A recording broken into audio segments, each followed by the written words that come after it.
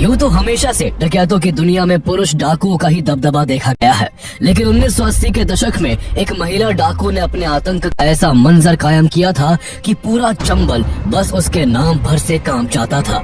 चंबल के भीड़ों में उसका राज चलता था, जहाँ का एक दिन का भी उसके इशारे के बिना हिल नहीं सकता था।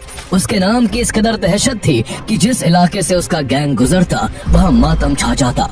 घरों के दरवाजे बंद हो जाते, लोग काम करना छोड़ देते। ऐसा लगता मानो पूरे इलाके में किसी ने कर्फ्यू लगा दिया हो। लेकिन सबसे हैरत की बात ये थी कि उस महिला ने डकैती का ये रास्ता खुद नहीं चुना था, बल्कि हालातों ने उनको इस राह पर लाकर खड़ा कर दिया था। मात्र 11 साल की उम्र में उनकी 45 साल के अधेड़ आदमी से शादी कर दी गई थी, जिसने दिन रात उनका यौन शोषण किया। पति से जो जिल्लत मिली सो मिली। माँ बाप ने भी उन्हें परिवार पर कलंक बताकर किसी कुएं में डूब जाने को कह दिया।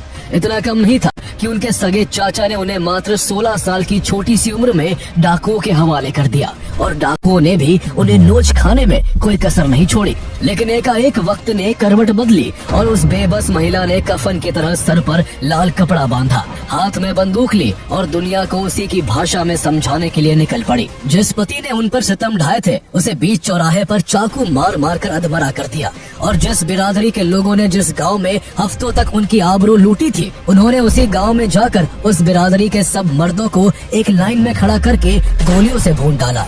आइए जानते हैं कहानी बैंडिट क्वीन के नाम से मशहूर भारत की मोस्ट वांटेड वुमन फूलन देवी की, जो किसी के लिए मसीहा थी तो किसी के लिए खूंखार हत्यारन। और आखिर कैसे सरेआम दर्जनों लोगों को मौत के घाट उतार देने वाली फूलन देवी आगे चलकर देश की सांसद बन बैठी। The Robin Hood of Chambal, Phulan Devi, known for her brand of biblical justice. फूलन जब खुद अपने गैंग की सरदार बनी तो उसने बेमई गांव के 22 ठाकुरों को मारकर खुद के साथ जुल्म का बदला ले। However, her story of becoming the bandit queen is rarely ever discussed. आखिर कौन थी फूलन देवी?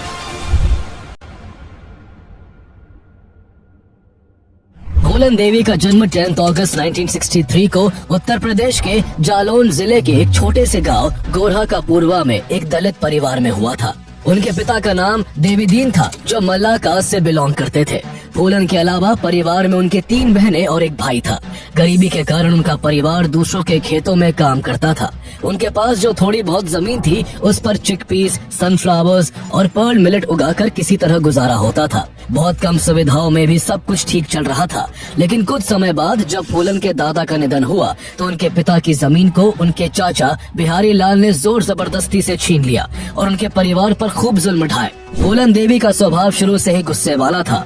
फूलन देवी उस वक्त केवल 10 साल की थी, लेकिन फिर भी वो अपने चाचा के विरोध में डट कर खड़ी हो गई। उन्होंने अपनी बड़ी बहन रुक्मणी के साथ अपने पिता की छीनी गई जमीन पर जाकर धरना दे दिया और अपने चाचा पर जमीन लौटाने का दबाव बनाने लगे। इस बात से गुस्सा होकर फूलन देवी के चचेरे भाई मायादीन ने उन्हें बुरी तरह पीटा, लेकिन फूलन तब तक विरोध करती रही जब तक कि वो लात, घूंसों और ईंट की मार से बेहोश नहीं हो गई। फूलन को इतनी छोटी सी उम्र में इन विरोधी तेवरों की वजह से बहुत बड़ा खामियाजा भुगतना पड़ा। उनके इस आक्रामक रवैये के कारण उनके घर वालों ने एक गाय और एक साइकिल के बदले में मात्र 11 साल की फूलन की 45 साल के एक अधेड़ आदमी पुत्ती लाल से शादी करा दी। पुत्ती लाल फूलन के घर वालों को दहेज देकर फूलन के साथ इस तरह व्यवहार करता जैसे वो उसकी पत्नी नहीं बल्कि बाजार से खरीदी हुई कोई चीज है। वो 11 साल की फूलन का जबरदस्ती यौन शोषण करता और बात बेबात उसे बुरी तरह से मारता पीटता। दिन, हफ्ते, महीने और फिर साल पति की इस तरह की ज्यादतियों की वजह से फूलन की तबीयत काफी खराब होने लगी। एक दिन परेशान होकर उन्होंने अपने पति का घर छोड़ दिया और भागकर अपने पेरेंट्स के पास आ गई। बेटी का ससुराल छोड़कर मायके में रहना कुछ दिनों बाद ही सबको खटकने लगा। गांव में बदनामी होने लगी। माँ ने गुस्से में ये तक कह दिया कि वो उनके घर पर कलंक है और उसे किसी कुएं में डूबकर मर जाना चाहिए। इतना कम नहीं था कि जमीन की वजह से फूलन की एक बार फिर उनके चचेरे भाई से लड़ाई हो गई। जो फूलन पहले अपने चचेरे भाई की मार से बेहोश हो गई थी, उसने इस बार लड़ाई में एक पत्थर से उसी का सिर फोड़ दिया। इस वजह से फूलन देवी को 1979 में 1 महीने के लिए जेल में रहना पड़ा, जहां पुलिस ने भी उनके साथ बहुत बुरा व्यवहार किया। जेल से छूटने के बाद उन्हें मजबूरन वापस अपने पति के घर लौटना पड़ा। उन्हें वहां जाकर पता चला कि उनका पति पुत्ती लाल किसी दूसरी लड़की से शादी कर चुका है। फूलन के वहां पहुंचने पर उसने और उसकी दूसरी पत्नी ने उसकी खूब बेइज्जती की और उसे खूब मारा पीटा। फूलन को समझ आ गया कि यहाँ अब उनका गुजारा नहीं हो सकता और वो थक हार कर फिर से वापस अपने मायके चली गई। अपनों के बीच में रहकर भी फूलन अकेली पड़ गई थी। उन्हें हर जगह से धिक्कारा जा रहा था और उनके अपने माँ बाप भी उनको बोझ और कलंक समझने लगे थे। उनके फिर से मायके आने से सबसे ज्यादा परेशान उनका चाचा था। चाचा ने उनसे छुटकारा पाने के लिए इस बार फूलन को वहाँ के डकैतों के हवाले करने का फैसला किया। एक दिन डकैतों का एक झुंड फूलन को उनके घर से उठाने के लिए आया, लेकिन फूलन डकैतों को देखकर वहाँ से भागने लगे। डकैतों ने गुस्से में उनके छोटे भाई को अपने कब्जे में ले लिया। अपने भाई की जान की खातिर फूलन ने मजबूरन खुद को उन डकैतों के हवाले कर दिया। अब मात्र 16 साल की फूलन खूंखार डकैतों के कब्जे में थी। उन डकैतों का मुखिया बाबू गुजर था, जो फूलन को देखते ही उनके रूप पर मोहित हो गया। बाबू गुजर फूलन के साथ गुलामों की तरह पेश आता। उसने कई बार फूलन का यौन शोषण किया। पहले से ही मायके और ससुराल के अत्याचारों से परेशान 16 साल की फूलन को अब बाबू गुजर जैसे वहशी दरिंदे के जुल्मों को सहना पड़ रहा था।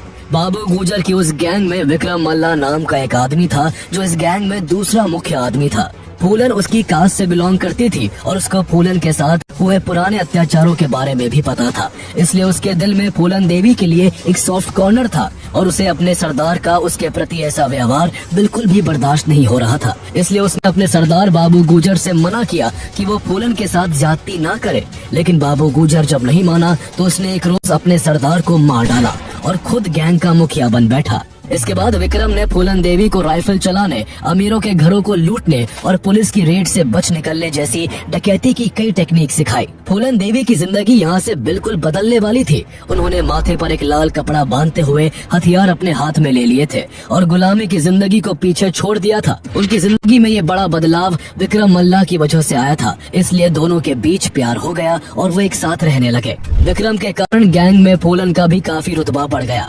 अगले एक साल में दोनों ने अपने साथियों के साथ मिलकर कई अमीर घरों पर हमला किया और वहां लूटपाट करके खूब पैसा बनाया। पुलिस को चकमा देने के लिए विक्रम मल्ला का गैंग देवरिया, कानपुर और उराई जैसे इलाकों में लगातार अपनी पोजीशन बदलता रहा। फूलन अमीर लोगों को लूटती और उसी पैसे से गरीब लोगों की हेल्प किया करती। इससे फूलन का नाम निचले तबके के लोगों में पॉपुलर होने लगा और कुछ लोगों ने उन्हें दस्यु सुंदरी का नाम भी दे दिया। इसके बाद फूलन देवी ने अपने पति से बदला लेने के मकसद से उसके गांव पर दिन दहाड़े अटैक कर दिया और सबके सामने उसे चाकू मार मार कर अधमरा कर दिया। उसकी बुरी हालत करने के बाद फूलन देवी ने बीच गांव में धमकी देते हुए कहा कि आज से कोई भी बूढ़ा आदमी छोटी उम्र की लड़की से शादी नहीं करेगा और अगर किसी ने ऐसा करने की जरूरत की तो उसका भी यही हाल होगा। इसी बीच 1980 आ चुका था। विक्रम मल्ला के नेतृत्व में ये गैंग अपना नाम करता जा रहा था। फूलन देवी के लिए भी हालात पटरी पर आ चुके थे, लेकिन इसी बीच इस गैंग के पुराने डकैत श्री राम सिंह और लाला राम सिंह जेल से रिहा हो गए। जेल से छूटते ही जब उन्होंने वापस गैंग ज्वाइन की तो उन्होंने देखा कि गैंग में काफी कुछ बदल चुका है। वो दोनों ठाकुर थे और उन्हें बैकवर्ड क्लास से बिलोंग करने वाले विक्रम मल्ला का लीडर होना बिल्कुल भी मंजूर नहीं था। उन्हें इस बात का गुस्सा भी था कि विक्रम ने एक लड़की के चक्कर में अपने ही सरदार का कत्ल कर दिया था। ऐसे में उन्होंने कास्ट के नाम पर गैंग में फूट डालना शुरू की और सो कॉल्ड ऊंची जाति वाले सभी लोगों को अपनी तरफ कर लिया। इसके बाद श्री राम सिंह और लाला राम सिंह ने अपने साथियों के साथ मिलकर विक्रम मल्ला की हत्या कर दी। विक्रम की मौत के बाद फूलन देवी एकदम अकेली पड़ गईं और इसी का फायदा उठाकर श्री राम सिंह ने उन्हें अपने कब्जे में कर लिया। एक दिन श्री राम सिंह और उसके आदमी फूलन को उठाकर बहमाई गांव ले गए, जहां उन्हें एक बंद कमरे में रखकर दिन रात उनकी आबरू को लूटा गया। उनकी इज्जत लूटने वाला सिर्फ एक अकेला श्री राम सिंह नहीं था, बल्कि बारी बारी से उसके सब गुंडों ने फूलन के साथ ज्यादती की। कई बार उनका सामूहिक यौन शोषण भी किया गया। फूलन के साथ ये अत्याचार करीब 3 हफ्तों तक चलता रहा। कई बार इन दरिंदों ने उन्हें पूरे गांव वालों के सामने नंगा करके कुएं से पानी लाने के लिए भी मजबूर किया। फूलन पूरी तरह से टूट चुकी थी। जिंदगी ने उन्हें फिर से दुख की खाई में धकेल दिया था। लेकिन इस बीच श्री राम सिंह के आदमी काफी लापरवाह रहने लगे थे। उनकी इसी लापरवाही का फायदा उठाकर एक दिन विक्रम मल्ला के एक लॉयल साथी मान सिंह मल्ला ने अपने कुछ लोगों के साथ मिलकर फूलन देवी को श्री राम सिंह और उसके गुंडों की कैद से आजाद करवा लिया। वहाँ से छूटने के बाद फूलन देवी ने मान सिंह मल्ला समेत विक्रम मल्ला के सभी लॉयलिस्ट साथियों के साथ मिलकर अपना खुद का ग्रुप खड़ा किया।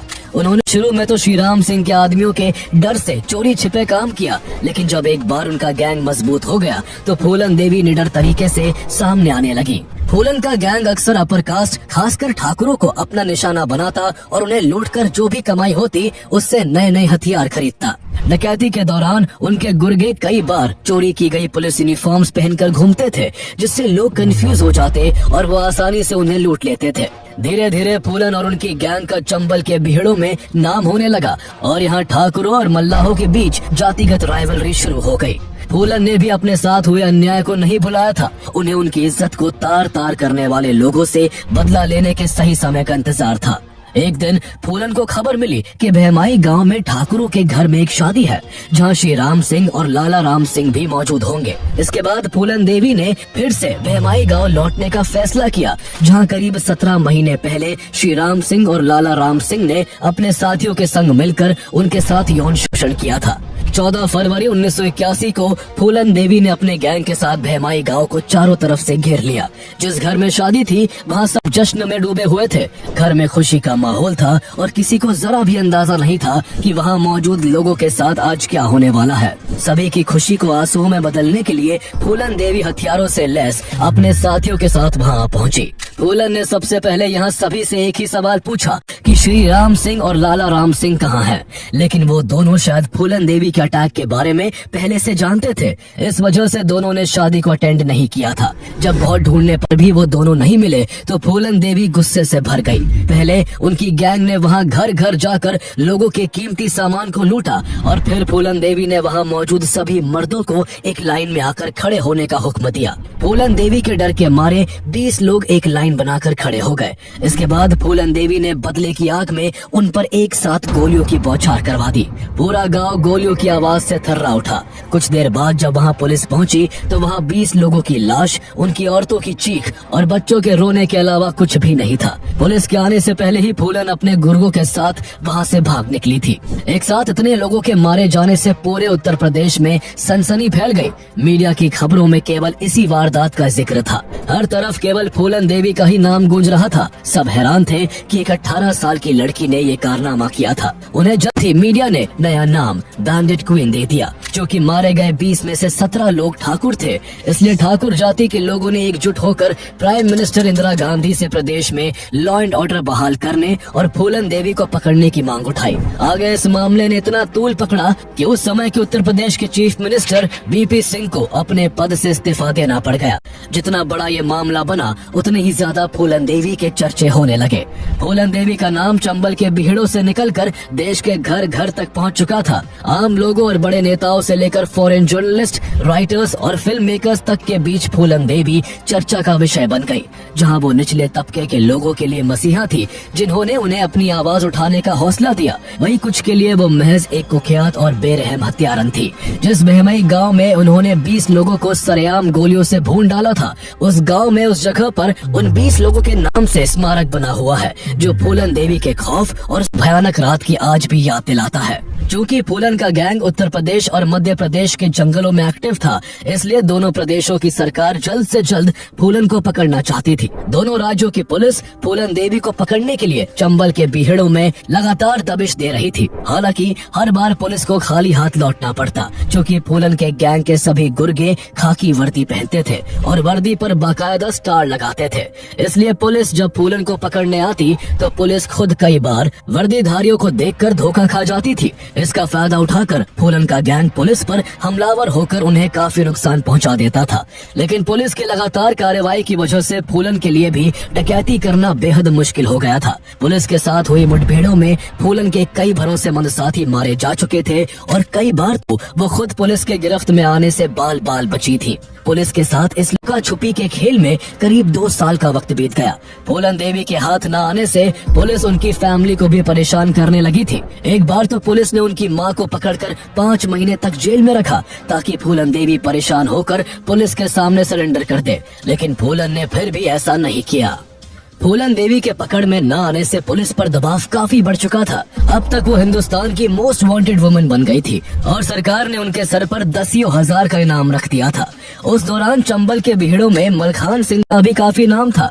मलखान और उसके गैंग पर डकैती, अपहरण और हत्या के 94 केसेस रजिस्टर्ड थे। पुलिस की बार बार की कार्रवाइयों से परेशान होकर उसने जून 1982 में मध्य प्रदेश गवर्नमेंट के सामने सरेंडर कर दिया। उसके सरेंडर के बाद मध्य प्रदेश पुलिस चाहती थी कि फूलन देवी भी सरेंडर कर दे। मलखान के सरेंडर करवाने में एसपी राजेंद्र चतुर्वेदी की बड़ी भूमिका थी, इसलिए सरकार ने फूलन के सरेंडर की जिम्मेदारी भी उन्हीं को सौंपी। राजेंद्र चतुर्वेदी ने सबसे पहले मलखान के जरिए फूलन के पास पहुंचने की कोशिश की, लेकिन मलखान इसके लिए तैयार नहीं हुआ।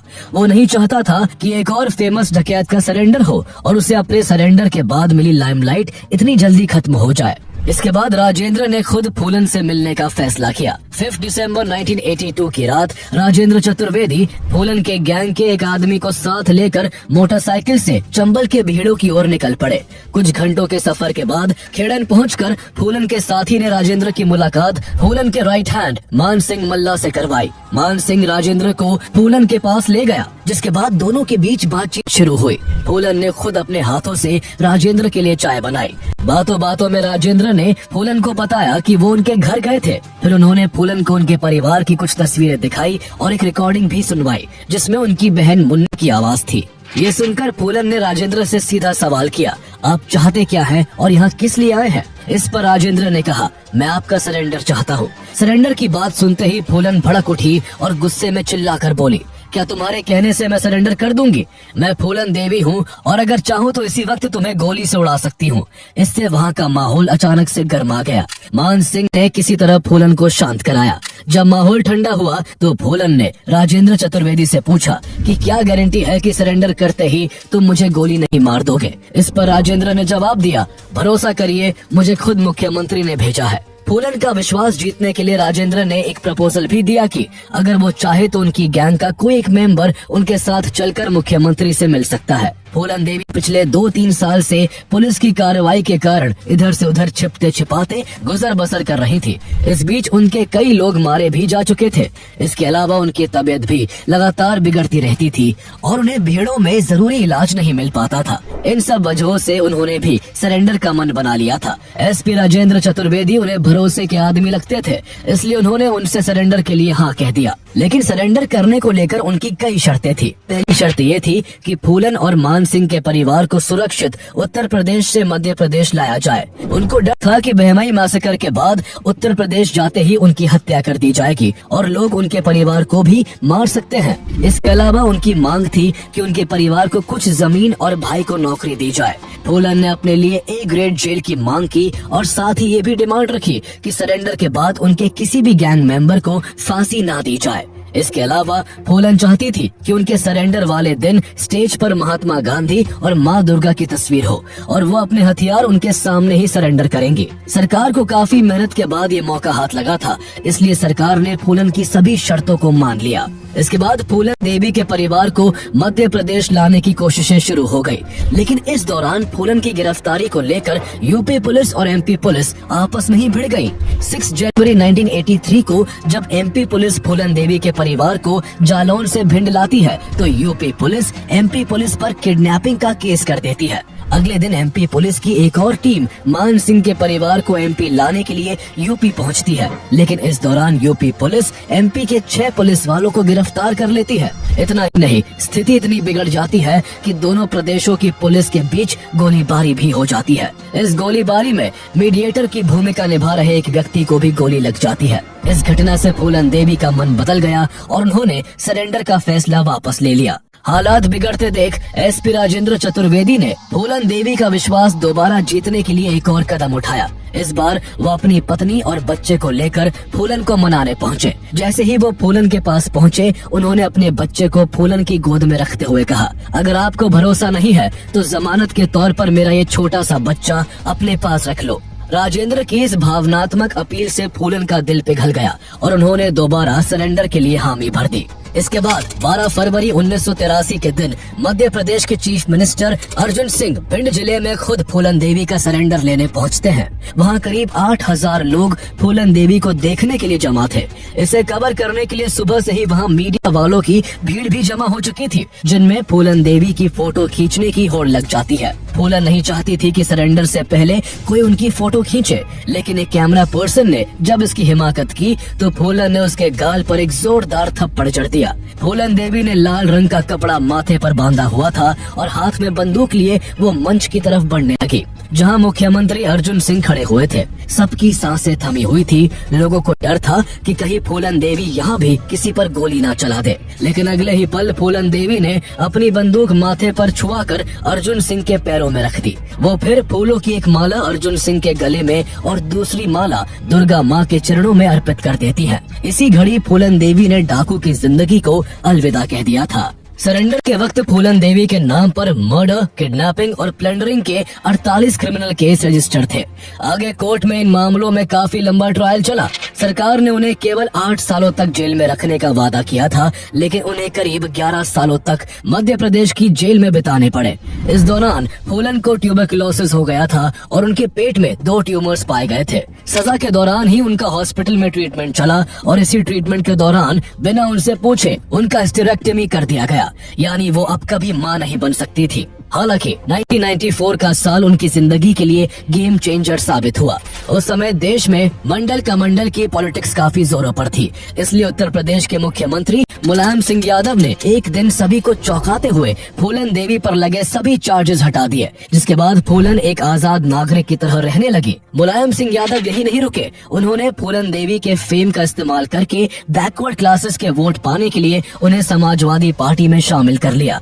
उसी साल फूलन देवी की जिंदगी पर बैंडेड क्वीन नाम की एक फिल्म भी बनी, जिसे बॉलीवुड के फेमस डायरेक्टर शेखर कपूर ने बनाया था। इस फिल्म को कांस फिल्म फेस्टिवल जैसे इंटरनेशनल मंचों पर भी खूब प्रेज किया गया था, लेकिन ये फिल्म फूलन देवी की परमिशन के बिना बनाई गई थी और उन्हें इसमें दिखाए गए कई सीन से काफी दिक्कत थी, इसलिए उन्होंने इस फिल्म का काफी विरोध किया, जिससे इसको लेकर खूब कंट्रोवर्सी भी हुई थी। इसके बाद फूलन देवी ने अपनी जिंदगी को नए सिरे से जीने के लिए उन्मेद सिंह नाम के एक शख्स से शादी कर ली। शादी के कुछ महीनों बाद दोनों ने बौद्ध धर्म को अपना लिया और खुशी खुशी रहने लगे। अब फूलन देवी को जेल से रिहा हुए करीब 2 साल बीत चुके थे और साल 1996 में देश में जनरल इलेक्शन होने वाले थे। ऐसे में मुलायम सिंह यादव ने फूलन देवी को समाजवादी पार्टी के टिकट पर मिर्जापुर से इलेक्शन में खड़ा कर दिया। इसको लेकर काफी हल्ला भी हुआ कि एक डाकू को संसद में पहुंचाने का रास्ता दिखाया जा रहा है, लेकिन ये फूलन देवी पर लोगों का भरोसा ही था कि उन्होंने इस इलेक्शन में शानदार जीत हासिल की।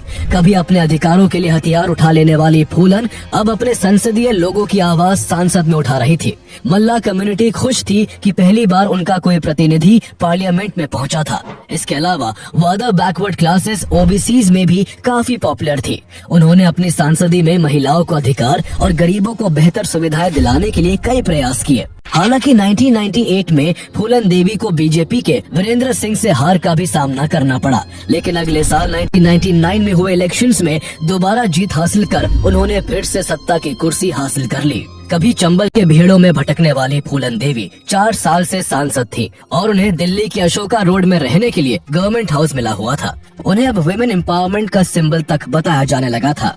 उनकी ये पॉपुलैरिटी उनके दुश्मनों से देखी नहीं जा रही थी। ऐसे में 25 जुलाई 2001 की दोपहर करीब 1:30 बजे जब फूलन देवी नई दिल्ली के 44 अशोका रोड स्थित अपने घर के बाहर खड़ी थी, तभी घात लगाए 3 हमलावरों ने उनके ऊपर गोलियों की बौछार कर दी। उन्हें कुल 9 गोलियां लगी और वो घायल होकर वहीं गिर गए।